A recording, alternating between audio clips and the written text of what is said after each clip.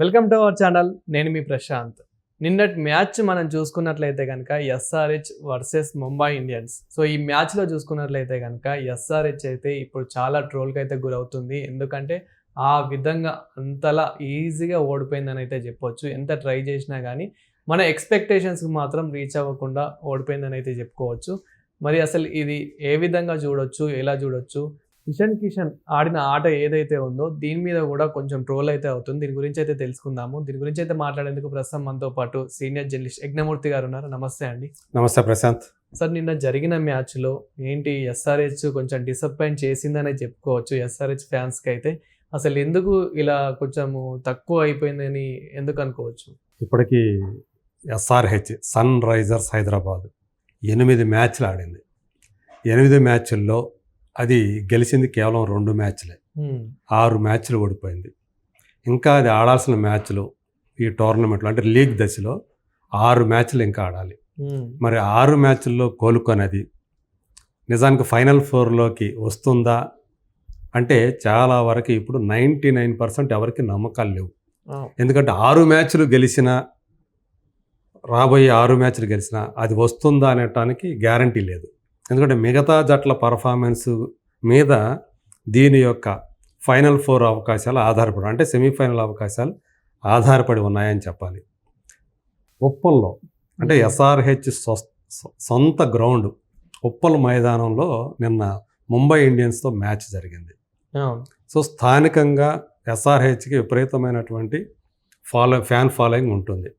మన వెంకటేష్ గారు కూడా అంటే వెంకటేష్ వీరాభిమాని గారి క్రికెట్కి ఆయన తరచూ హైదరాబాద్లో మ్యాచ్ జరిగితే కంపల్సరీగా అటెండ్ అవుతాడు. ఇలాంటి అంటే మన జట్టుకి కాస్త ప్రోత్సాహం ఇవ్వాలనే ఉద్దేశంతో సెలబ్రిటీలు అందరూ వస్తూ ఉంటారు.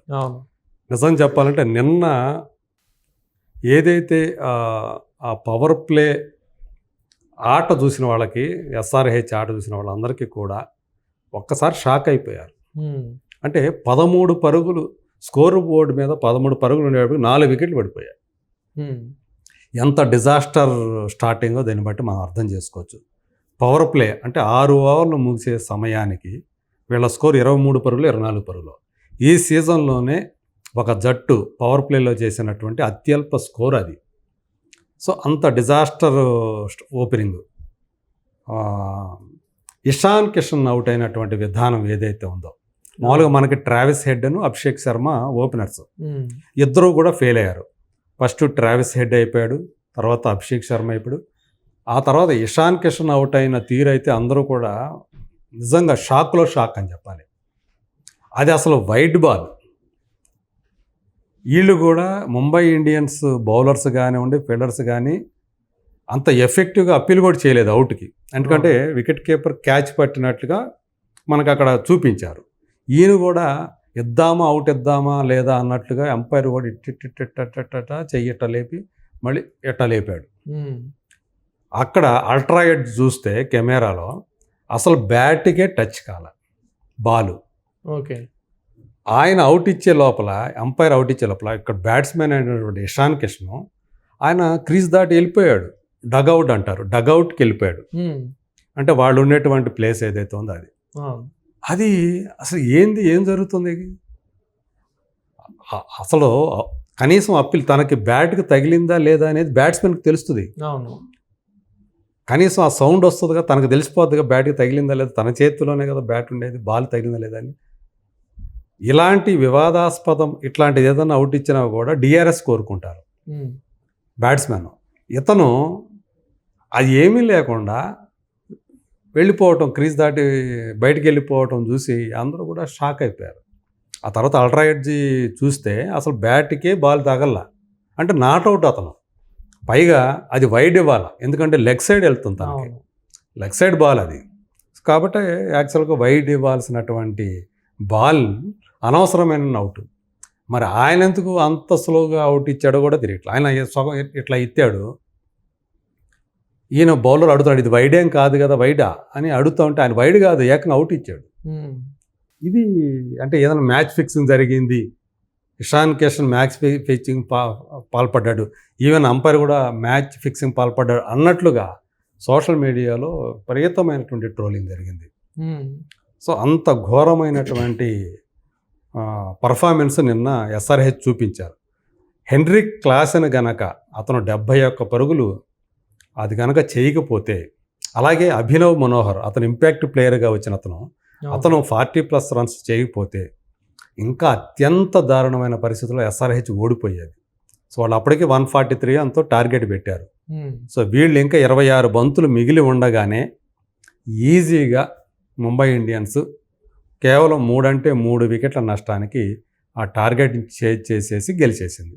సార్ ఇక్కడ అంటే ఎస్ఆర్హెచ్ ఓడిపోయింది అంటే మెయిన్ కారణం ఎవరని ప్లేయర్స్ మీరు ఎవరి పేరు చెప్తారు? అందరూ ఇక్కడ గెలవడానికి ఒక్కోసారి సింగిల్ హ్యాండెడ్గా గెలిపించాడు పలానా వాడు అంటారు. అవును, సెంచరీ కొట్టిన వాళ్ళు మనకు చాలా మంది. సెంచరీ కొట్టక్కర్లేదు. ఇక్కడ T20లో సెంచరీ అనేది అంత ఈజీగా అయ్యేది కాదు. ఇక్కడ హాఫ్ సెంచరీ చేసినా పెద్ద గొప్ప కింద అచీవ్మెంట్ అది. సో నిన్న జరిగిన మ్యాచ్లో హెన్రిక్ క్లాసెన్ 70+71 చేశాడు. అలాగే ముంబై ఇండియన్స్ తరపున హైయెస్ట్ స్కోర్ రోహిత్ శర్మ, తను 70 రన్స్ చేశాడు. సో తను రోహిత్ శర్మ ఆడుతుంటే చూడబుద్ధి వేస్తుంది మనకి. అంత క్లాసిక్ షాట్స్ తోటి అతను టైమింగ్ అతనిది ఈజీగా 4లు 6లు కొట్టేస్తూ ఉంటాడు. బంతిని బలంగా కూడా కొట్టడు. విరాట్ కోహ్లీ అంత బలంగా కొట్టడు. కానీ విరాట్ కోహ్లీ కంటే కూడా సిక్సర్లు ఎక్కువ రోహిత్ ఉంటాయి. ఎందుకంటే అతను ఆ సిక్సర్లు కొట్టడంలో అది ఒక ఆర్ట్. అంత ఆర్ట్లో ఇతను ప్రవీణుడు రోహిత్ శర్మ. అందుకని అతను హిట్ మ్యాన్ అనే ముద్దుగా పిలుచుకుంటూ ఉంటారు. హిత్లోని ఆ HIT ఏదైతే ఉందో దాన్ని హిట్ విడదీసి హిట్ మ్యాన్ అని ముద్దుగా పిలుచుకుంటారు నిక్ నేమ్. దానికి న్యాయం చేశాడు. బ్యాక్ టు బ్యాక్ అంతకుముందు చెన్నై సూపర్ కింగ్స్ మీద కూడా అతను 70+ స్కోర్ చేశాడు. అంటే ఇప్పుడు వరుసగా 2 సార్లు 70+ స్కోర్ చేసి మళ్ళీ అంతకుముందు విమర్శలు ఎదుర్కొన్నాడు. ఈజీగా అయిపోతూ మళ్ళీ ఫామ్లోకి వచ్చాడు. ఇక ఎస్ఆర్హెచ్కి వస్తే మరి ఇప్పుడు వాళ్ళు అంతకుముందు 2024 సీజన్లో ఫైనల్స్కి వచ్చారు. సూపర్బ్గా ఆడారు. అసలు అభిషేక్ శర్మ కానీ, ట్రావిస్ హెడ్ కానీ, నితీష్ కుమార్ రెడ్డి కానీ వీళ్ళ ఆడిన తీరు అద్భుతం అని చెప్పేసి అందరూ కూడా అన్నారు. సో సమ్హౌ బ్యాడ్ లక్ తోటి మిస్ అయిపోయింది. పోయినసారి ఫైర్ చూపించాము, ఈసారి వైల్డ్ ఫైర్ చూపించబోతున్నాం అని చెప్పేసి ఒక యాడ్ ఒకటి బ్రహ్మాండంగా చేయించుకున్నారు నితీష్ కుమార్ రెడ్డి తోటి.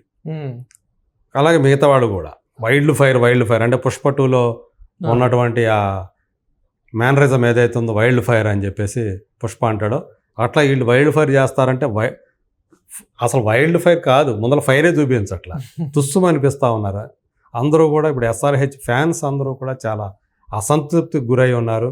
కనీసం ఈ గౌరవప్రదంగా ఇప్పుడు ఎందుకంటే మొత్తం 10 టీముల్లో 9వ ప్లేస్లో ఉంది. దీని తర్వాత CSK లాస్ట్ ప్లేస్లో ఉంది. అంటే కింద నుంచి సెకండ్ ప్లేస్ అన్నమాట, టాప్ నుంచి కాదు. సో అలాంటి ఫైనల్ వరకైనా వెళ్తుందా? మరి ఫైనల్ వరకు వెళ్ళాలంటే వీళ్ళు ఎలాంటి ఫైనల్ కాదు, టాప్ 4 అంటే సెమీఫైనల్స్కి. ఈ లీగ్ దశలో టాప్ 2లో ఉన్న ఏదైతే ఉంటాయో టాప్ 4 టీమ్స్ ఏవైతే ఉంటాయో ఆ టాప్ 4 టీమ్సే సెమీఫైనల్స్కి వెళ్తాయి. సో మీరు టాప్ 4లోకి రావాలి. లీగ్ అయిపోయేటప్పుడు ఇంకా 6 మ్యాచెస్ ఉన్నాయి ఎస్ఆర్హెచ్కి. ఆ 6 మ్యాచ్లు అయిపోయే లోపల వీళ్ళు అన్నీ గెలుచుకొని ఉంటే ఏమైనా ఛాన్సెస్ ఉంటాయి. సో ప్రతి మ్యాచ్ ఫైనల్లో మీరేమనుకుంటున్నారు? అంటే ఏ టీం వర్సెస్ ఏ టీం ఉంటుందని మీరు అనుకుంటున్నారు? ఇప్పుడు చాలా టఫ్ ఉంది. ఎందుకంటే గుజరాత్ టైటాన్స్ టాప్ ప్లేస్లో ఉంది. దాని వెనకే ఢిల్లీ క్యాపిటల్స్ ఉన్నారు. సో అక్షర్ పటేల్ కొత్తగా కెప్టెన్ అయ్యేదానికి దాన్ని చాలా సక్సెస్ఫుల్గా రన్ చేస్తున్నాడు. ఆర్సీబీ గురించి ఏం చెప్తారు సార్?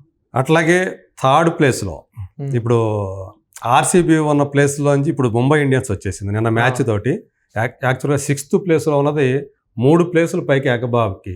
ఎందుకంటే నెట్ రన్ రేట్ అనేది కీలకం అనమాట. చాలా ఈజీగా గెలిచారు కాబట్టి అది నెట్ రన్ రేట్ కింద కౌంట్ అవుతుంది. అంటే ఎక్కువ గ్యాప్ తోటి వికెట్లు కానివ్వండి, బాల్స్ పరంగా కానివ్వండి, పరుగుల పరంగా కానీ ఎక్కువ గ్యాప్ తోటి కనుక మనం గెలిస్తే కనుక ఒక టీం మీద మనకి నెట్ రన్ రేట్ అనేది ఎక్కువగా ఉంటుంది అనమాట. అట్లా నెట్ రన్ రేట్ ఎక్కువగా ఉండటం వల్ల పాయింట్లు సేమ్ ఉన్నప్పటికీ కూడా ఆర్సీబీకి ముంబై ఇండియన్స్కి, కాకపోతే వాళ్ళు 8 మ్యాచ్ల్లో 5 గెలిచారు. ముంబై ఇండియన్స్ నిన్న 9వ మ్యాచ్ ఆడి 5 గెలిచింది. కాబట్టి అయినప్పటికీ నెట్ రన్ రేట్ ఎక్కువగా ఉండటం వల్ల ఆర్సీబీ కంటే ఇప్పుడు ఇది 3rd పొజిషన్లోకి వచ్చింది. అంటే ఇప్పుడు ఎట్లా ఉందంటే ఒక టగ్ ఆఫ్ వార్ లాగా తయారైంది. గుజరాత్ టైటాన్స్, అలాగే ఢిల్లీ క్యాపిటల్స్, ముంబై ఇండియన్స్, అలాగే రాయల్ ఛాలెంజ్ బెంగళూరు ఆర్సీబీ, అట్లాగే పంజాబ్ కింగ్స్ 11 ఇది కూడా చాలా బాగా ఆడుతున్నారు వాళ్ళు. ఎందుకంటే శ్రేయాస్ అయ్యర్ కెప్టెన్సీలో. నేను అనుకోవటం ఈ 5 టీముల్లో మ్యాక్సిమం 4 టీంలు టాప్ 4లో ఉండే ఇవే అనుకుంటున్నా. చెన్నై సూపర్ కింగ్స్ అవుట్ అనుకుంటున్నా నేను. అలాగే ఎస్ఆర్హెచ్ అవుట్ అని చెప్పేసి నేను అనుకుంటున్నాను. అలాగే రాజస్థాన్ రాయల్స్ అది కూడా వచ్చే అవకాశాలు చాలా తక్కువ అని చెప్పేసి మనకి అర్థమవుతూ ఉంది. ఇప్పుడు టాప్ 5లో ఏవైతే ఉన్నాయో ఆ టాప్ 5లో ఉన్నటువంటి జట్లలో 4 జట్లు నేను సెమీఫైనల్స్కి వస్తాయనుకుంటున్నాను. మీరు అన్నారు కదా ఫైనల్స్లో ఏ జట్లు వస్తాయని. అదైతే చాలా టఫ్ ఇప్పుడు ప్రజెంట్ నేను చెప్పలేను అది. కానీ ఈసారి ఆర్సీబీ చాలా ఫైర్ మీద ఉంది. ఈసారి ఇన్నిసార్లు ఒక్కసారి కూడా అది కప్పు గెలవలేదు. చెన్నై సూపర్ కింగ్స్ 5 సార్లు గెలిచింది, ముంబై ఇండియన్స్ 5 సార్లు గెలిచింది. ఏది వాళ్ళిద్దరు కూడా లెజెండ్స్ ఉన్నటువంటి టీము. ఒకటేమో ధోని, ఇంకోటేమో రోహిత్ శర్మ ఉన్న టీంలు. మరి ఇంకో లెజెండ్ అయినటువంటి విరాట్ కోహ్లీ ఎప్పుడు తన జట్టుకి కప్పు సాధించి పెడతాడు ఐపీఎల్ కప్ అని అందరూ ఫ్యాన్స్ ఎదురు చూస్తున్నారు. ఈసారి మాత్రం అంటే తను కెప్టెన్సీ నుంచి ఎప్పుడో దిగిపోయాడు. ఇప్పుడు రజత్ పటిదార్ తోటి అతను కెప్టెన్ ఇప్పుడు. అయినప్పటికీ కూడా చాలా చక్కగా సమన్వయంతో జట్టు నడుపుతున్నాడు. సెమీఫైనల్స్ అయితే గ్యారంటీ ఆర్సీబీ. ఫైనల్కి కూడా ప్రయత్నం చేస్తుంది. మరి చూడాలి. నేనైతే అదే చూస్తాను, మళ్ళీ ముంబై ఇండియన్స్ ఆర్సీబీ ఏమైనా వస్తాయా కానీ. గుజరాత్ టైటన్స్ ఈసారి చాలా టఫ్గా ఉంది. అది అలాగే డీసీ కూడా టఫ్గా కనిపిస్తుంది. ఈ జట్లు టాప్ 4లో అయితే ఉంటాయి అని నేను గట్టిగా అనుకుంటున్నాను. ఇప్పుడైతే నేను ప్రెడిక్ట్ చేసి చెప్పలేను, అది పరిస్థితి. Thank you sir. Thank you.